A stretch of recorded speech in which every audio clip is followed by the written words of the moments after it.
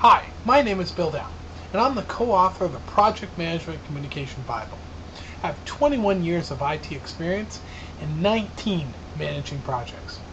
What I'd like to talk about today is the common communication problems project managers are finding themselves in today.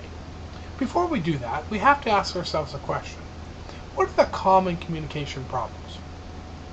Well, there's thousands of problems out there.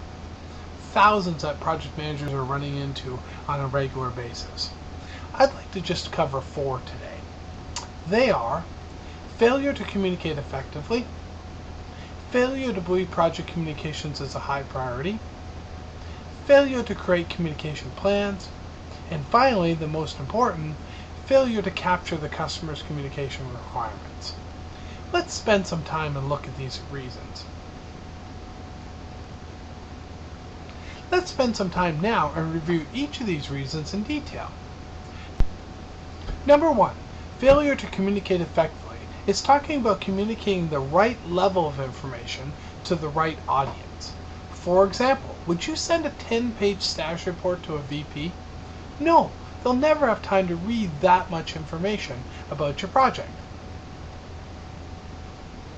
When you're talking about communicating at the right level, you're talking about left brain versus right brain, text versus visual versus verbal.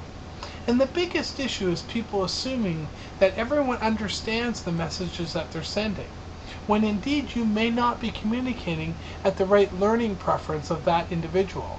Some people like text, some people like visual, and some people like verbal. And if you don't understand that learning preference, you may not be communicating effectively. Number 2, failure to believe communications is a high priority. Everyone knows how to communicate, right? Well, I don't think that's the case. What about that survey that says 28% of projects fail due to poor communications? Project managers who don't demonstrate that project communications is a high priority is always playing catch up and always behind the 8 ball from a communication perspective. Hey, now we need a status report. Now we need an issue list. Now we need a newsletter. When project managers are not driving with that level of priority, they're always playing catch up. Number 3, failure to create communication plans. What happens is project managers don't believe themselves in the value of a communication plan, and therefore do not create it for their projects.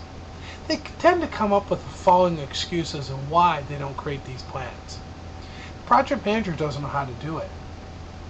It's a low priority. I don't have time. I never even considered it. I can't spend the time. I've got to get the developers going. My customer doesn't see value in it. Why should I do it?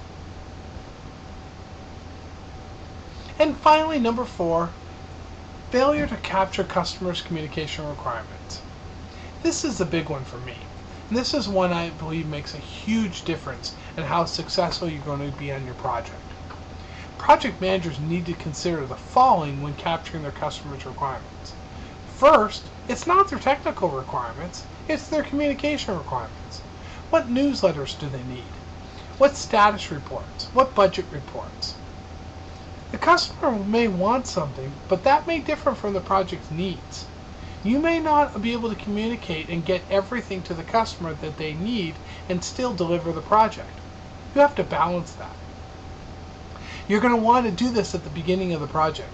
You're going to want to capture their customers' communication needs by sitting down with them, going over their requirements, bringing some samples. Doing so at the beginning of the project will help you be successful throughout the life of the project from a communication perspective. Well, as we summarize today, let me summarize the 4 critical problems. Failure to communicate effectively. Check. Failure to drive communications as a high priority. Check. Failure to create communication plans. Check. And finally, failure to capture customers' requirements. Check.